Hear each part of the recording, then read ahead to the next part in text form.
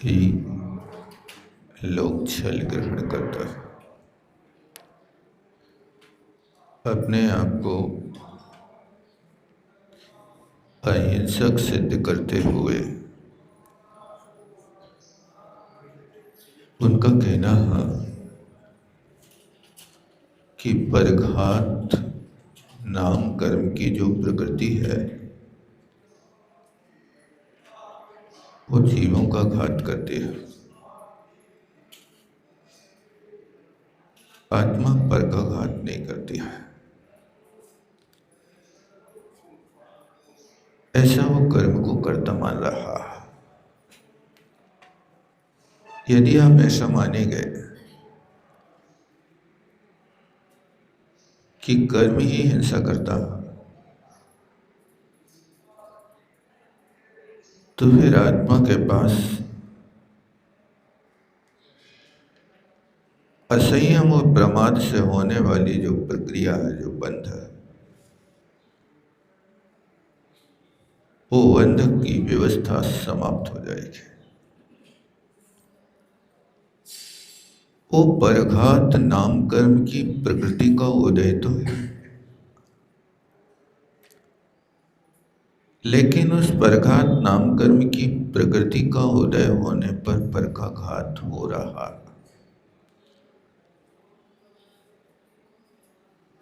किंतु इसमें प्रमाद जन्य और द्वेष जन्य भूमिका होने पर बंध किसको होगा? कर्म को होगा कि आत्मा को होगा? वो इस बात को समझ नहीं रहा, इसलिए वो कर्म को ही कर्ता मान रहा है। तो आचार्य महाराज ने कहा कि तम्मा कोवी जीवो बधाए गुणा अत्यम उपदेश। यदि ऐसा होगा तो फिर तुम्हारा जो उपदेश है, इस उपदेश के माध्यम से सिद्ध होगा कि कोई भी जीव किसी जीव का वध करने वाला नहीं होगा। प्रकृति वध करती रहेगी। कर्म छिवी कमम गादेदी, कर्म ही घात जीवों का करता है। ऐसा ये सिद्ध होगा। इस तरह से इन दो गाथाओं में अहिंसा की प्रधानता से कथन किया था। हिंसा जो होती है वो घात परघात तो गौड़ है, मुक्त तो भाव हिंसा बंध का कारण है।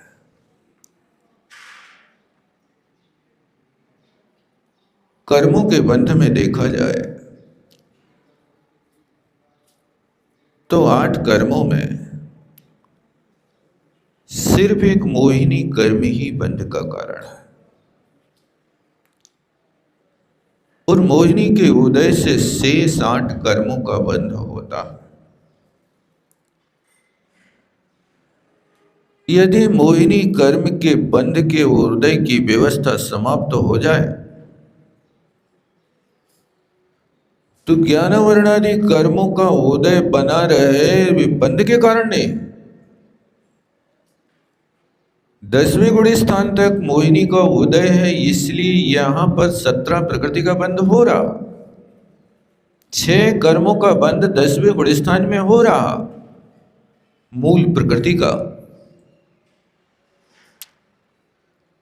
लेकिन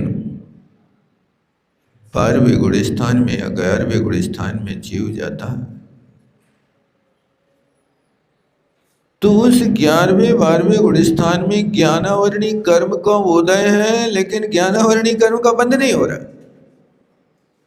दर्शनावरणी कर्म का उदय है, अंतराय का उदय है। इन सब का उदय होने पर भी उनका बंध नहीं हो रहा, क्योंकि आप स्वयं विचार करो कि 10वें गुण स्थान के बाद सिर्फ मोहिनी को छोड़ करके आगे अभी घाती अघाती कर्म का उदय तो है। समाप्त थोड़ी हुआ। लेकिन बंध एक भी प्रकृति का नहीं हो रहा। वेदनी का बंध हो रहा है तो ज्ञानवर्णी के उदय से नहीं हो रहा, दर्शनवर्णी के उदय से नहीं हो रहा। वेदनी का बंध तो योग के निमित्त से हो रहा है। और योग जो है वो कसाय रूप नहीं है, मोह रूप नहीं है। तो यहां पर मूलता देखा जाए तो बंध का कारण, हिंसा का कारण मोहिनी कर्म है। मोहिनी कर्म के माध्यम से ही भाव हिंसा होती है। रागादि भाव निवारते हिंसा न भावित अवतरी। रागादि भाव समाप्त हो जाए तो भाव हिंसा का त्याग हो जाए। और रागादि की परिणति है तो व्यक्ति भाव हिंसा का त्यागी नहीं है। द्रव्य हिंसा का त्याग हो सकता है या संयम का त्यागी हो सकता, लेकिन अभी वो परिणति बैठी है तो बंध करा रही है। इसलिए बंध किससे हो रहा और आत्मा का वध किससे हो रहा, उस मूल चीज को यदि समझ लिया तो हिंसा से बहुत दूर हो सकता है। आप जितना प्रयत्न चींटी को बचाने का करते हो, उससे अनंत गुणा प्रयत्न कसायों से बचने का करना चाहिए।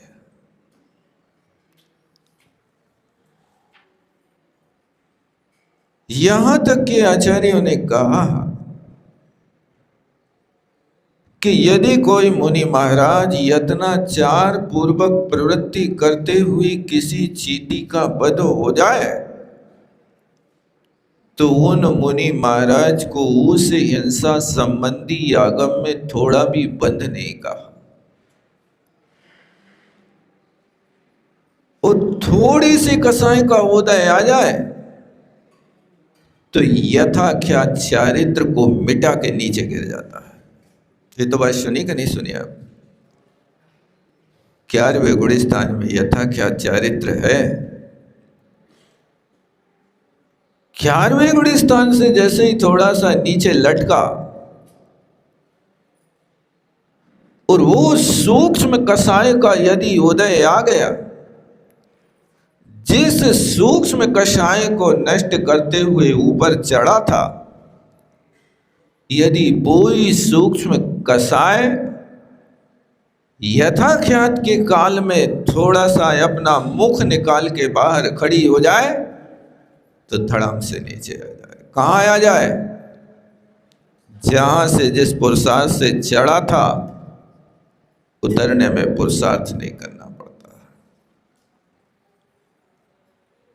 उतरने में तो बहुत जल्दी होता है। जो बिल्डिंग 50 वर्ष में बनाई हो, गिराने में कितनी देर लगती है।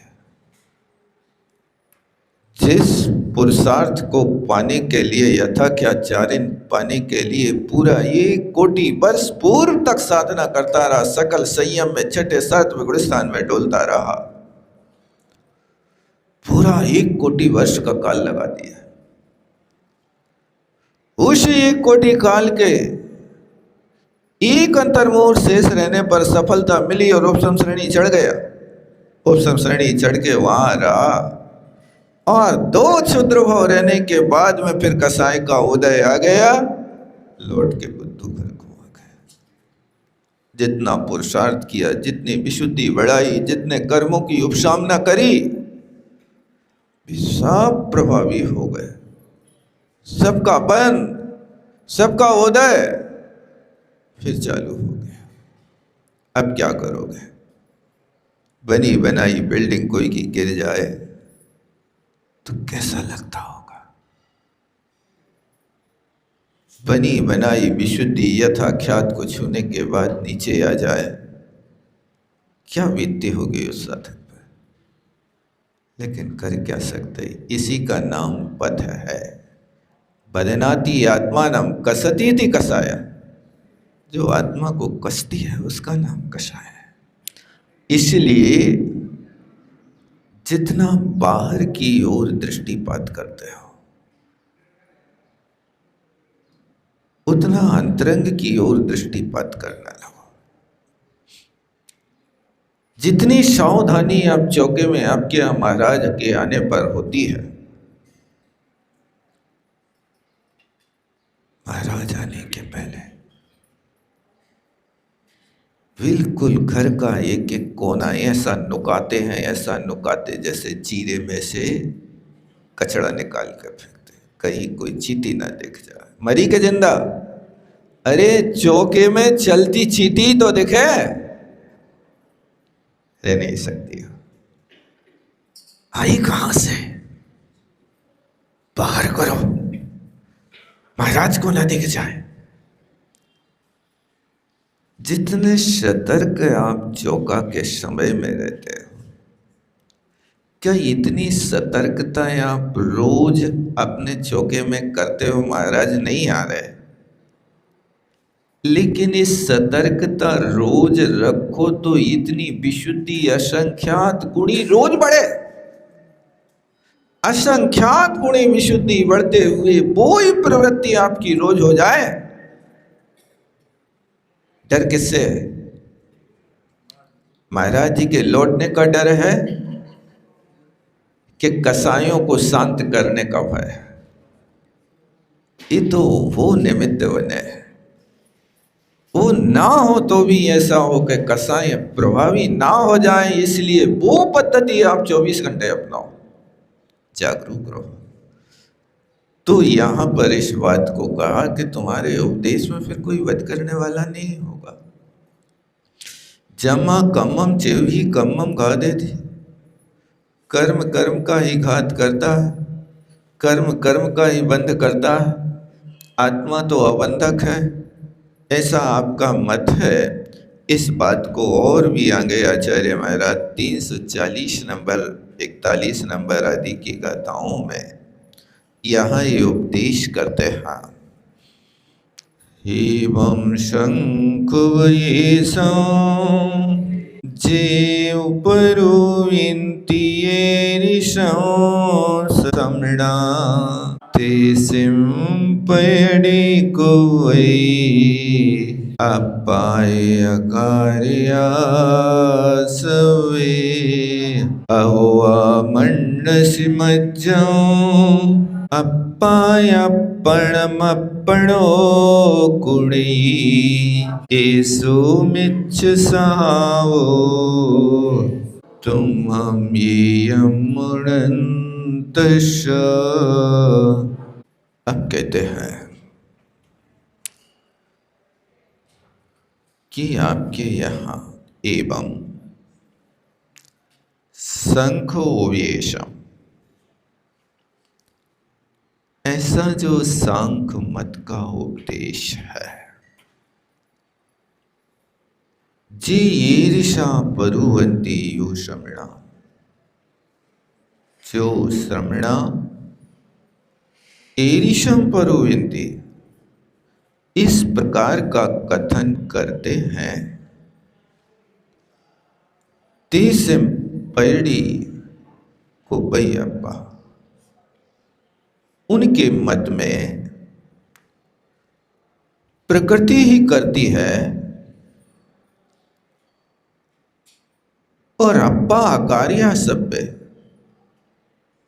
और आत्मा सब कार्यों में अकर्ता है।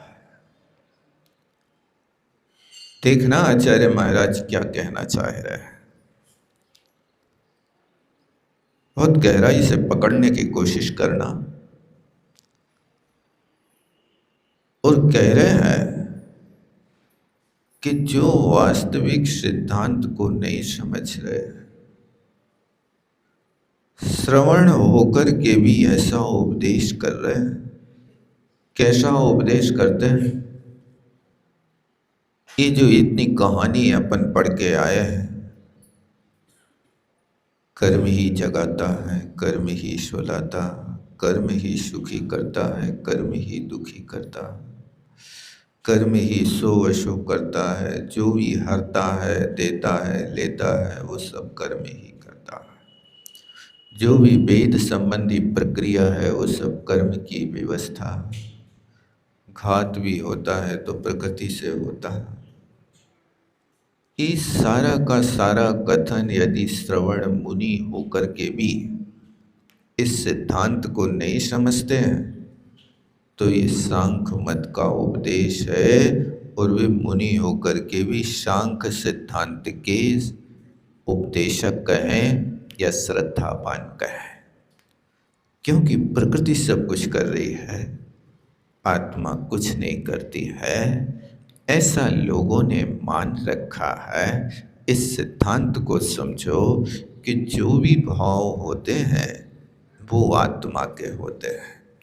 आत्मा को छोड़ करके कोई भी भाव नहीं हुआ करता है। स्वयं कृतम कर्म यदात्मना पुरा फलम तरीयम लभते शुभाशुभम। कर्म यदि कर्म करता तो कर्म ही फल भोगता, लेकिन आत्मा तड़पती है, आत्मा सुखी दुखी होती है। और आप कहते हो ये सब कर्म की कृपा है, कर्म की कृपा है, लेकिन उस कर्म को आपने प्रमादी होकर, कसायवान होकर के, असंयमी होकर के स्वयं ने बांधा है। किसी ने कर्म अपने आप भेजा नहीं है, उस कर्म को बांधा है। तो वो आपको कर्म की अपेक्षा अपने असंयम, प्रमाद, मिथ्यात्व की, कसाई की परिणति पे पश्चाताप बार बार करना, स्मृति में लाना। हे भगवान, दबे खेते काले भावे या गदा हो रहे सोहण। हे परमात्मा, मैंने द्रव्य संबंधी अपराध किया हो तो मैं उसकी शुद्धि करता हूँ। क्षेत्र संबंधी कोई अपराध किया है तो उसकी शुद्धि करता हूँ। कालवश अपराध किया है, भावों के वशीभूत होकर के अपने भावों को नहीं संभाल पाया हूँ, तो ये द्रव्य, क्षेत्र, काल, भाव चारों के माध्यम से अपराध होता है। उस अपराध को छोड़ने का प्रयास करना, और वो प्रयास जो होता है प्रतिक्रमण है, निंदा है, गर्हा है, आलोचना है, प्रत्याख्यान है, इनको हमेशा करना चाहिए। आप कोई भी क्रिया करते हैं, उस क्रिया को करने के बाद आलोचना करो। हाँ मैं तुठे अपराधी, त्रस जीवन राशि विराधी, झाड़ू ले जगह बुहारी, चिटियादिक जीव विदारी, जल छान जवानी कीनी, सो भूपु निडार जो दीनी, इत्यादिक पापी अनंता। इनको पढ़ो नहीं, इस सफाई करो। आत्मा की सफाई होगी तो इन परिणामों से होगी। इन परिणामों को आप हमेशा बना करके रखो। इसी का नाम भाव शुद्धि है। इसी के साथ द्रव्य की शुद्धि, क्षेत्र की शुद्धि, इन सब चीजों की आवश्यकता है। इन चारों चीजों के माध्यम से अपराध हुआ करता है। इसलिए यहाँ कहा कि ये सब आत्मा अकारक हो गई। अहुआ मनसी मध्यम अप्पाया पणो गुणई, अथवा मेरी आत्मा तो आत्मा का करता है, कर्म का करता नहीं है। तो आत्मा आत्मा का कर्ता भोगता है जब आत्मा निष्कर्म हो, जब आत्मा सिद्ध शिला में बैठी हो, जब आत्मा इन कर्मातीत अवस्था से रहित हो, तो आत्मा आत्मा का करता है।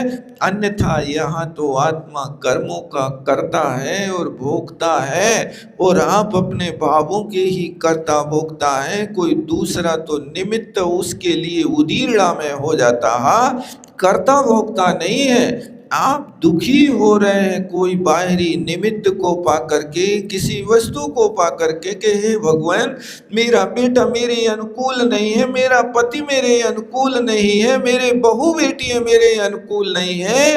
ये आपकी विपरीत श्रद्धा है। ये सब प्रतिकूल आपके लिए हो रहे हैं, तो ये आपके ऐसे कर्म का उदय है कि पूर्व भाव में आप भी किसी के प्रतिकूल चले हो, इसलिए आज वो संयोग ऐसा बन रहा है कि वे तुम्हारे प्रतिकूल चल रहे हैं। प्रतिकूल संयोगों में क्रोधित होकर संसार बढ़ाया है। जहाँ प्रतिकूलताएं होती हैं वहाँ कुपित होते हैं, और कुपित होकर के संसार हम अपना बढ़ा रहे हैं, घटा नहीं रहे हैं। इसलिए हमेशा ध्यान रखो कि प्रतिकूल संयोगों के होने पर भी परिणाम निर्मल बने रहें, और बार बार भाव यही हो कि हे भगवान, मैं परीक्षा में अच्छे नंबर लेकर के आ जाऊं, मैं कहीं फेल ना हो जाऊं, ऐसी परिणति अपनी अंदर की होना चाहिए। ये संयोगी निमित्त मिलकर के जो तुम्हारे लिए संक्लेश पैदा कराने की कोशिश कर रहे हैं, उनको समझो कि मेरा ये परीक्षा का अवसर है। इस परीक्षा के समय मुझे पास होना है और पूरे 100% नंबर लाना है, तभी तो साधना है। अन्यथा क्या वस्तु है? जहाँ निमित्त नहीं है वहाँ कौन को कसाई आती है भैया? बताओ किसको आती है? और जहाँ पर निमित्त हो, लेकिन वो निमित्त तुम्हारी प्रशंसा करने वाला हो, तो कहाँ गुस्सा आती है बताओ?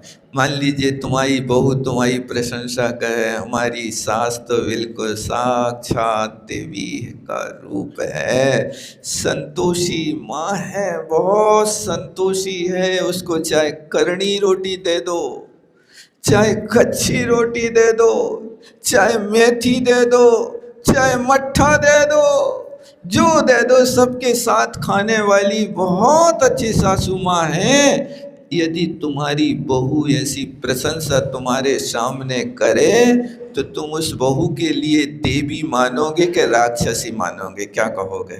शिकायत करोगे कभी कि मेरी बहू तो ऐसी दिन भर हमारे गीत ही गात रहे थे, हमें तो बिल्कुल अच्छो नहीं लगे, ऐसा कहोगे? ऐसा करने वाले के लिए तो लोग कहते हैं हमारी बहू बहुत अच्छी है, दुनिया में ऐसी नहीं होगी। तो यहाँ पर यदि गीत गा रहे हैं तो उस समय तुम्हें कसाए नहीं आ रही है, लेकिन कोई निंदा करने लगे तो उस समय क्या है? शब्द तो दोनों है, चाहे गीत के हों चाहे गाली के हों, शब्द तो दोनों है ना। अब मैं आपसे पूछता हूँ कि गीत के शब्द अच्छे और गाली के शब्द बुरे, ये दोनों शब्द होकर के भी इनमें कहाँ सुख और कहाँ दुख की कल्पना हो रहे हो? वे शब्द तो शब्द क्या है? आत्मा के द्रव्य गुण पर्याय है कि पुद्गल द्रव्य की पर्याय है? बताओ, पुद्गल द्रव्य की पर्याय है ना? पक्का है ना? तो प्रशंसा के शब्द पुद्गल द्रव्य की पर्याय है कि गाली के शब्द पुद्गल द्रव्य की पर्याय? दो ही हैं, गाली भी पुद्गल द्रव्य की पर्याय है। और अब तुम्हें प्रशंसा अच्छी लग रही है, प्रशंसा करने वालों को छाती से चिपका रहे हो और गाली देने वालों के लिए छुरी मार रहे हो। इन दोनों में देखो, वहाँ लिखा कि पुद्गल द्रव्य की पर्याय को तुम अपना मार रहे हो, तो देह जीव को एक गिने बहिरातम तत्व मुधा है। उस शब्द पुद्गल द्रव्य को यदि अपना मान रहा है तो वो सम्यक दृष्टि है कि मिथ्या दृष्टि है? मिथ्या दृष्टि है। पक्का है? कौन ने कहा मिथ्या दृष्टि है? तो प्रशंसा करने वाला मिथ्या दृष्टि है कि गाली देने वाला मिथ्या दृष्टि है? कौन है बताओ? ये विचार तो करो। अब हमारे पास दोनों चीजें होवे, बस अंतर इतना है कि प्रशंसा मीठा जहर है और गाली कड़वा जहर है। जो कड़वी दवाई होती है उसके ऊपर कवर लगा देते हैं, और वो कवर लगा देते हैं तो उसका नाम कैप्सूल हो जाता है। कैप्सूल क्या करता है? यानी उसके ऊपर तुमने कैप लगाया है। किसके ऊपर? कड़वी दवाई के ऊपर। अब वो कैप खा रहे कि सूल खा रहे? क्या खा रहे बताओ? कि कैप्सूल खा रहे? कि कड़वी दवाई खा रहा है। स्वस्थता तुम्हें उस कैप से होना है, उस कैप के अंदर होने वाली दवाई से होना। किससे होना बताओ? तो जैसे यहाँ उस कड़वी दवाई को उस कैप के भीतर ढक कर के रख देते हैं और लाल पीला कलर पोत देते हैं, तो देखने में बड़ा प्यारा लगता है और उसको बढ़िया शौक से लोग गटगटा के खा जाते हैं। और कहीं जाकर के गुड़बेल का कड़वा काढ़ा पिलाया जाए तो कैसे पीते हो बताओ? वो भी तो दवाई है, उस पे कोई कैप नहीं लगा है, लेकिन वो गुड़बेल का काढ़ा आँख बंद के, छाती पे पथरा रख के और नाक गुड़िया के, मुंह बंद करके और ऐसे गुटकते हैं, ऐसे एकदम पानी एक हाथ में उस काढ़े का गिलास मुंह में गया और पानी से जल्दी नीचे खिसकाया, फुर्सत हो गए। ये तो करते हो ना। दवाइयाँ तो दोनों हैं बताओ, वो दोनों कड़वी है। इस कड़वाहट के लिए ऊपर से ढाक दिया है। इसी तरह प्रशंसा भी कड़वी दवाई है। उस प्रशंसा की कड़वी दवाई में कैप लगा है, लेकिन बात तो वो ही है, शब्द तो वो ही है। उन्हीं शब्दों को चाहे गाली बना लो, चाहे उन्हीं शब्दों को तुम गीत बना लो। सोचना आपका है, आप किस वस्तु को किस तरीके से सोच रहे हो। यदि मित्र गाली देवे तो स्वागत समझते हैं, वो दुश्मन गीत भी गावे तो भी यार तुम हमारी तो मजाक ही उड़ाते रहते हो, तर्क ही करते रहते हो। ये आपका सोच है, उस सोच को बदलो। वो त्यागने योग जो वस्तु है उसको त्याग करो। जिसका त्याग नहीं करना है या अपने आप त्याग होगा, उसके प्रति तो तुम्हारी दृष्टि ज़्यादा बढ़ रही है, लेकिन जहाँ त्याग करने योग है वो एक अंश भी कम नहीं हो रहा है। आप बाहर में तो कह रहे हो ठीक है भाई साहब, 100 साड़ियों में से अब हम 80 साड़ियाँ ही रखेंगे, ज़्यादा नहीं रखेंगे।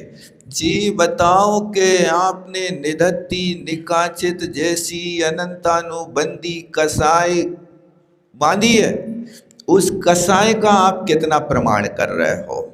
कसाई का भी तो प्रमाण होना चाहिए ना, कि आज हम गुस्सा नहीं करेंगे, भले ही एक साड़ी ज़्यादा पहन लेना कोई बात नहीं,